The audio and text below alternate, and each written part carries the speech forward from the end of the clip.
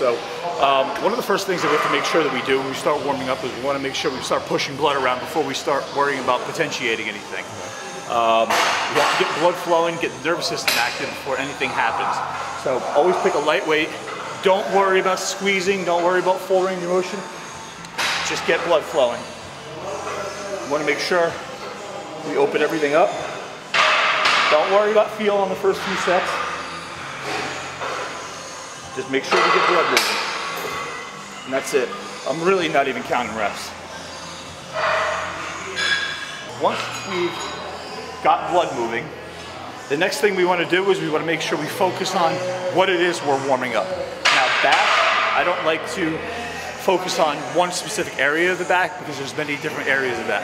You have your lats, you have your teres, which is part of your rotator cuff, you have your spinatus, you have your rhomboids, your low traps, and a number of different muscles. You can get into quadratus lumborum and your lower back and how the glutes tie in the system and whatnot, but you just basically want to open up everything. So what I like to do is I like to use a stretching movement that opens up everything, lengthens all the muscles, and when you lengthen all the muscles, now you can operate through a fuller range of motion. Operating through a fuller range of motion is going to lead to more fibro recruitment. It's also going to prevent injury. So one of the best things you can possibly do to warm up your back is pullovers. I like to use a rope. It gives me more range of motion. It allows me to bring my hands close for a stretch at the top. It allows me to pull them apart at the bottom. And again, you can vary the way you do this too. I can have my grip here. I can drive my grip out. I can put my head down for more of a stretch, or I can stand more upright for a peak contraction. So I'll start here, driving down, shoulders down, getting the lats fully short, still getting a nice stretch. And now, if I want to open up my back, what I'll simply do is put my head down. And what that does is it brings my hands more overhead.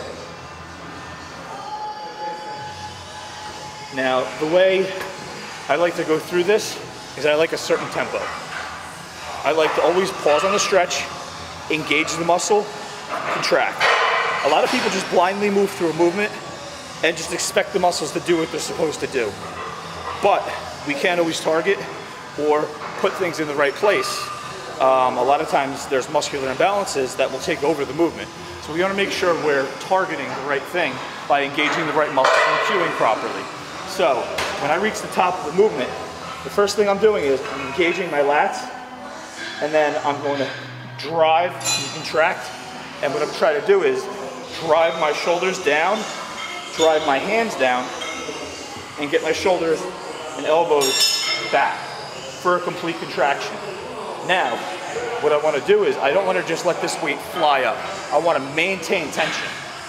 So I'm still keeping my lats engaged to the top. So I'm going to take that shirt off now. Somewhat lean. You'll be able to see the process a little bit more. You'll be able to see everything engaged. So if you look right at my armpit where my teres are, where my lats are, the first thing I'm going to do is engage my lats. They're engaged, and they're going to stay here. So I'm going to drive down and contract. Pause, engage, contract. Pause, engage, contract. Now, there's a number of different ways you can go through warming up. So I like to slowly transition into potentiating the nervous system before we move up. So if you noticed, my reps were very slow. I'm just squeezing and going through the range of motion that I'm going to be using. However, if I want to get more force and recruit more muscle fibers with the same weight without actually increasing the weight, we have to remember that force equals mass times acceleration. There's our mass. Force is going to determine how much effort we're putting in and how many muscle fibers we're recruiting.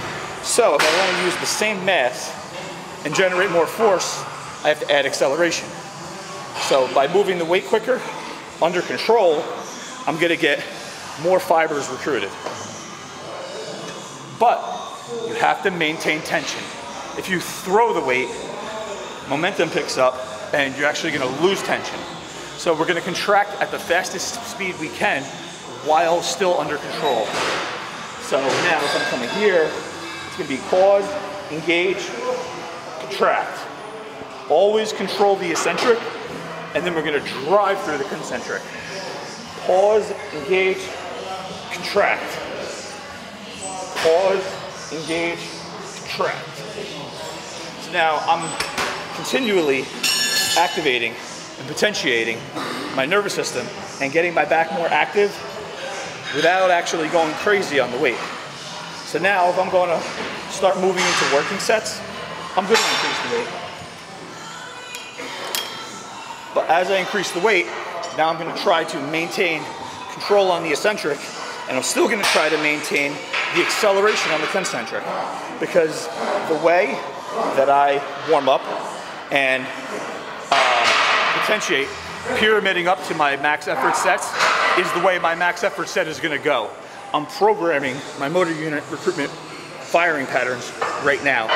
I'm programming the sequence in which all of the muscles are going to fire. So practice doesn't make perfect, practice makes permanent. That's why you swing a baseball bat, warming up in the batter's box before you get to the plate. You're programming what exactly it is that you're going to do, so by the time you get there, it's second nature.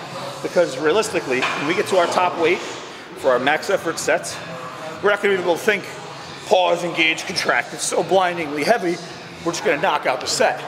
But if we've warmed up properly and potentiated and pyramided up properly, by the time we reach that top max effort set, it's just going to be it's just basically unconscious competence, I believe, is the terminology. You're not going to have to think about it. It's just second nature. When a baseball player gets up the bat, they don't think step, twist, hands. They don't think about that. They just execute. So we want to make sure that we've programmed properly so that when we get to our top sets, we just execute properly. So as the weight comes up, it's going to pause, engage, contract. Pause, engage, contract.